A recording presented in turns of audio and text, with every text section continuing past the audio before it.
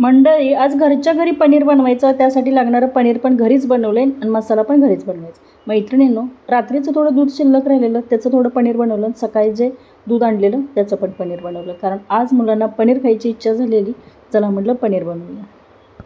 मार्केटमधल्या पनीरला बाय बायच करत आता घरीच पनीर बनवायचं ठरवलं आहे, कारण आता एवढ्या न्यूज चॅनलवरती बघितल्यानंतर चला म्हटलं नको, आता बाहेरचं पनीर बास. आता घरी बनवायला एवढं सोपं असताना आणि ते पण चांगलं बनवायला येत असताना बाहेरचं आणायचंच कशाला विकत. आणि हे पनीर आता छान असं क्यूबमध्ये कट करून घेते. आणि हे बघा, घरी बनवलेलं किती मऊसूत आहे बघा. तसंच चवीला पण ते छान लागतं. पनीरचे क्यूब कट करून तयार आहेत. आता मसाला बनवूया. मसाला बनवण्यासाठी लसूण सोलून घेतला, कांदा कट करून घेतला, टोमॅटो कट करून घेतली आणि आता एक कढईमध्ये तेल घातलं.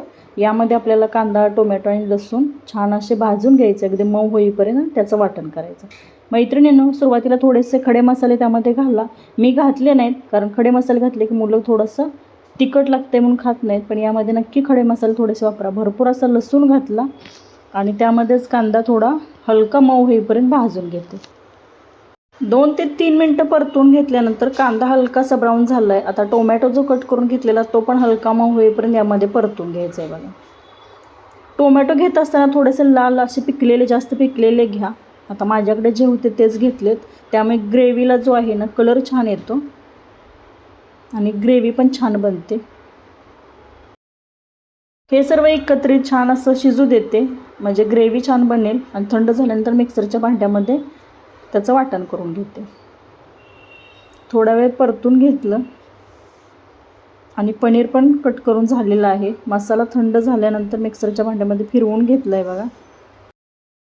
चला आता छान अशी भाजी बनवून घेऊया. त्यासाठी त्याच कढईमध्ये तेल घालायचं.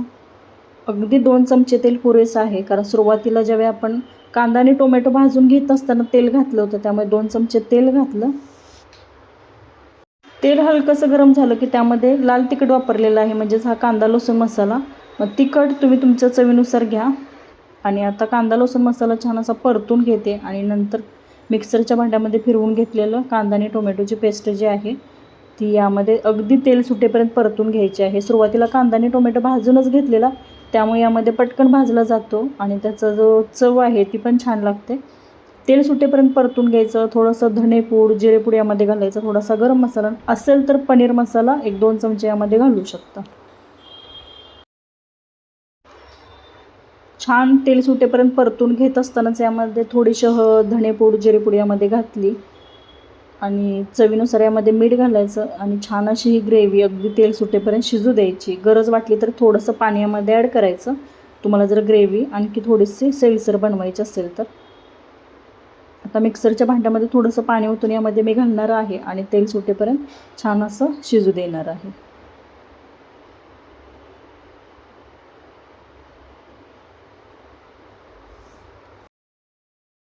2 ते 3 मिनटं परतून घेतलं ना, छान तेल सुटेपर्यंत परतून घेतलं की इथं छान असा मसाला शिजतोय. झाकण ठेवून थोड्या वेळासाठी वाफ दिली आणि हे बघा छान असं शिजलेलं आहे. आणि पनीर मी फ्राय करत नाही, तुम्ही तेलामध्ये थोडेसे पनीरचे क्यूब फ्राय करून नंतर यामध्ये घालू शकता. मी असेच घातलेले आहेत. छान मिक्स करून घेते. वरून थोडीशी कसुरी मेथी, थोडीशी कोथिंबीर घालून ही बघा पनीरची भाजी तयार आहे. तुम्हाला जर फ्रेश क्रीम आवडत असेल तर ती थोडीशी यामध्ये घालायची. आणि ही रेसिपी कशी वाटली कमेंट करून नक्की सांगा.